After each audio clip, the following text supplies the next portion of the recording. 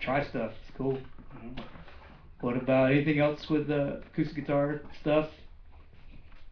Like when I first started recording acoustic guitar, the big problem was like too much bass in it, and it's still kind of like an issue, like how to get the right blend of the resonance of the Right. the body of the guitar, and so one thing, and this might sound totally ghetto, but I use two SM57s kind of shooting across each other. Here's the sound hole, and they're kind of out here, and I put like earbuds in my ear and some gun muffs. It's like a four-man's control room. Right. And I pull the mics back until I can hear the proximity. They don't have much anyway, but Yep. until I can hear it like drop off to like about the right spot, and that's kind of how I place them. And then I tell the guy, the player, to not move an inch. I bolt into the chair after that. That's a good thing that you brought up, because I think that relates to so many instruments, and that's a real popular thing, is to get like some gunshot earmuffs things so you can't hear anything outside of them, and have some decent headphones or something underneath, and walk around with a microphone and with the dude playing or whatever, and listen to that. That's really cool for trying to check phase, is literally go ahead and flip polarity on a microphone and find the worst spot where it cancels the most, and then flip it back and go, okay, now I'm in a good spot. That's a pretty cool technique to find a really good spot where you can get one of the best phase relationships between two microphones. Sorry. You got the Vic First too, and you can pump a metronome into it for the drummer and all that stuff, so it doesn't have to be in your mix, and it keeps it out of your overheads, which is also good too. Right. Yeah, for sure. The trick with that, has anybody found some of those? I know they make some with like the Sony 70506 drivers, which I hate actually, but they make some of those like gun range cans that have those kind of drivers in them. I just know the Vic First. Vic First. I did a big search for those things, and I think I know what you're talking about for drummers, the Vic First ones. Yeah. Those sound just terrible. Oh yeah, I'm not saying they sound good. If you get the what are they, edamame? I can't remember the brand name. Right, and those sound pretty good, right? You can put those. Yeah, if you've got in-ears, and then put those over. Yeah, Yeah, they get exactly. you like 20 dB, and then these get you another 20 or whatever, and you can almost place a mic on like a really loud guitar amp that way. But I couldn't find any ones that were decent quality built in. Yeah. I think that we make some. Sorry, I work for Sennheiser. I think that we make some for industrial people and airline. With like some 280 drivers or something, or what? I think they're 638, so I think they're 595 drivers. How do we use those? Is that like a 600 or? Slightly better than a 280. I mean, they're open, so it's. Oh, okay. But they're open, but then they have the things on them. The driver is from an open headphone, so it's like a slightly nicer driver, but they have they're gigantic, they look ridiculous. Dude, if you can email send that out to everybody. We like that. I think they're 26 dB attenuation. Oh wow, that's cool. If they were 27, I would have bought them, but only 26, huh? Yeah. I thought so for you. Right, that's cool. That's good to know, because I don't know anybody that makes anything like that, and that's such a great technique. Because you go around and you listen to a violin or whatever, and you go, this is the spot, and then you put your mic up, and your mic is listening to something, whatever frequency response to your mic. The headphone trick is really great, if you got in-ears or something, just really get it so you don't hear anything but what the mic is hearing. Killer technique, so good idea. Even the same thing at home, go around and move the mic around while you're playing, or something. So. Anything else acoustic? Oh, actually, on the placement of two mics, if you flip one out of phase while you're placing it and get it to null out, that's a great way to like get your two mics out of phase, instead of like when I first started, I definitely had those moments. I was like, I don't know, I don't hear if it's in phase or not. But there's definitely no doubt about when two mics are out of phase. That's it. Exactly. Was everybody clear on that? How that works? No. Why are we even here? Yeah. Right on. I got it. Okay. If anybody, I had a few people comment, because that's the idea of BARMMAP, is some guys have been doing it 10 minutes and some guys 100 years. So if you hear something and you have a question about it, post it on the forum or something, because somebody will answer it, or at least send you a link or something. And if you've been doing something 100 years and you just want to volunteer information like Sennheiser 595s or something, or that Nashville thing, feel free to post that stuff, man, because this is the community thing. Just throw it out there. Because there are a lot of people that aren't here tonight. They could really dig on that stuff. Anybody want to add anything to that?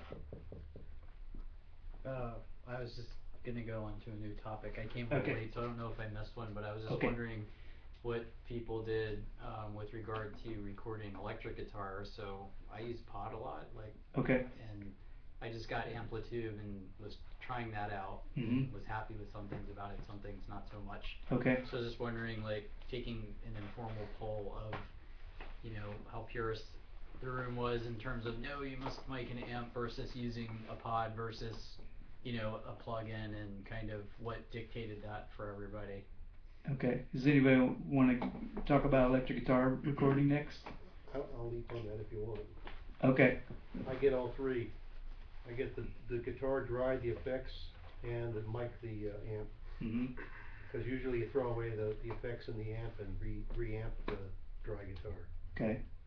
Because it never comes out right the first time. Has that everybody had the same experience? No. Did you say no? Okay. Although it didn't come at first. It was like all those things you read. Watch gear sluts. You gotta watch out for that. Not all Yeah. that advice is cool, man. Yeah. Yeah, the web. And that's good because I have, you know, my brain's bubbling with all these different scenarios of like how to make this sound more real, or to deal. This is all you're given, you know, or is the mic damp? And is Adam still here? No, he's Okay. up front. Okay. I'm with you. Like sometimes I've heard amps that were amazing, and I've recorded some of my own that had freaking great amp. Tried everything I could, and it just the freaking Sam killed it on something, and vice versa. You know, sometimes there's just. Anyway, who wants to take that? Because I got plenty of bathroom forever. Talk about electric guitar recording.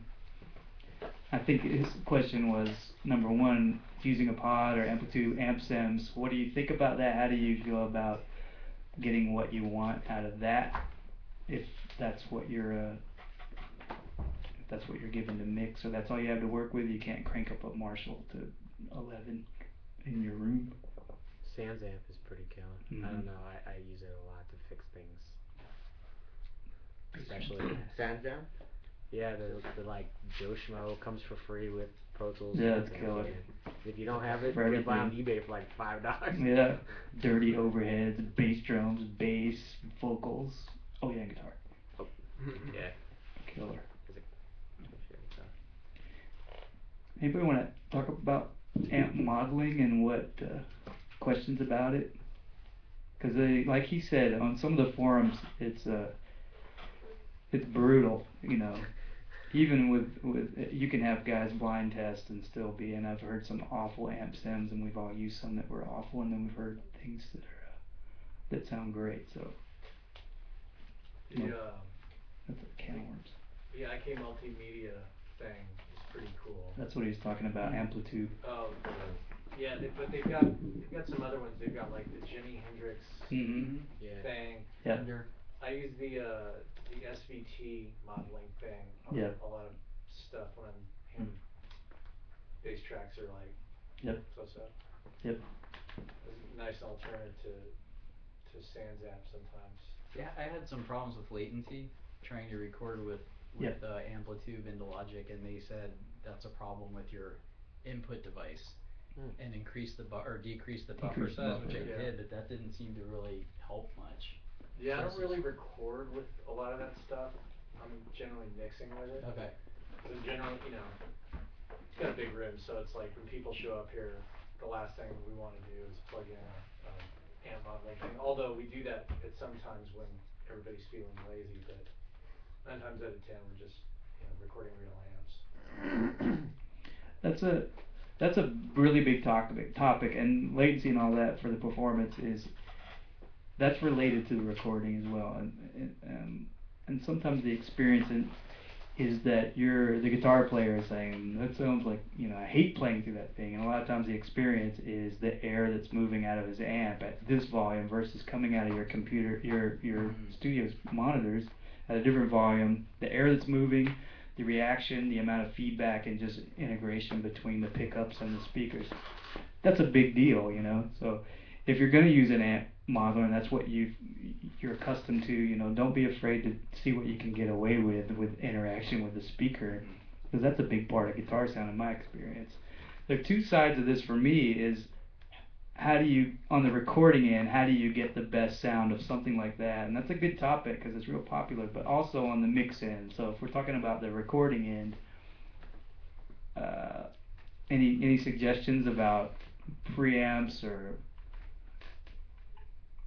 for the best modeling thing you've ever heard was when I ran through my tube MP or Nothing wrong with tubes to warm it up, that's for sure.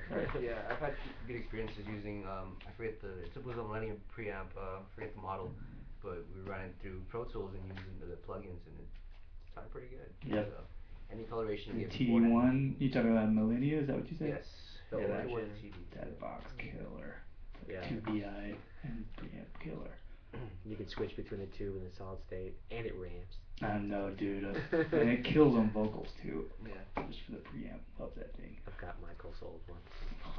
Cool. I missed that. From the mix end, here's a big deal in my experience on getting good amp modeling kind of things to happen if that's what you got to work with. Mm-hmm. The level is huge that's going into the thing, and the how you're going into it. The impedance lobe on your pickups is just like it's as important as going into from one pedal into your amp, in front of your amp. Going into a recording rig from a high impedance device into the type of DI that you use, if you use a DI that just automatically doesn't sound that great versus something that might be a little thicker depending on what you're not getting out of the sim. Big deal. The amplitude that you go into amplitude is a pretty big deal too. Determining how it's hitting the modeling, because all that the metering on that's a really big deal. So try to be consistent with that, because one preset that you use for this hitting at this one thing, there's one level on the meter versus the next preset when you've changed all your setup. Try to be consistent with that, because then you can at least set your tones based on that guitar and stuff. So a big deal. The type of trying your different preamps, pretty big deal. The difference going from a Neve to an API to a Behringer to something else can make a difference on the load on the guitar that's going in. I'm sure everybody has had some kind of experience. You're a guitar player too, right? I'm pointing you out. Have you had that experience with you ever use any modeling stuff too? Only way after the fact. And actually, my experience with the IK stuff is that lots of times you can mess with the level that's being sent to it. Say in a certain passage, I'm recording digitally, of course. Yes. You can clip this certain passage and drop the level of that passage, and it never affects the output of the IK plugin. It's always the same volume, always, and it doesn't seem to change the tone. Right. And this may be an old version. Maybe an old version. That was a pretty common thing with the pods. Is like, dude, I'm rolling back my volume and it's not cleaning up. And some of the early stuff didn't really do that. There's definitely some stuff on the market that does that really well now. We had a big conversation about the Axe Effects, the Fractal Audio box. That thing's a beast, but that's a good point, is checking out which version plugin you have, because a lot of people will bash a product based on revision 1 versus revision 3 or something. It's all crap. A lot of technological advancements have been made on that stuff, so it's worth checking out. Sometimes you'll get something killer. On the mix end, anybody have any comments about how to make their modeling stuff really work in the, like, what if there's no space, whatever, any tips on that kind of stuff? Reamping it. Reamp. Can I ask somebody kind of expand on reamping and how that works? It's one thing I read about it, and I know people employ it a lot, but I don't know that I really understand. You basically, like he was talking about capturing a dry signal. So let's say you're in here and you've got your amp, but before you get to your amp, you're plugging into a DI, and DI is capturing just the dry signal. So then that dry signal is then pumped out. You can use, ideally you'd use something that would convert that line level to an instrument level, like the reamp box. Reamp is a term as well as a brand?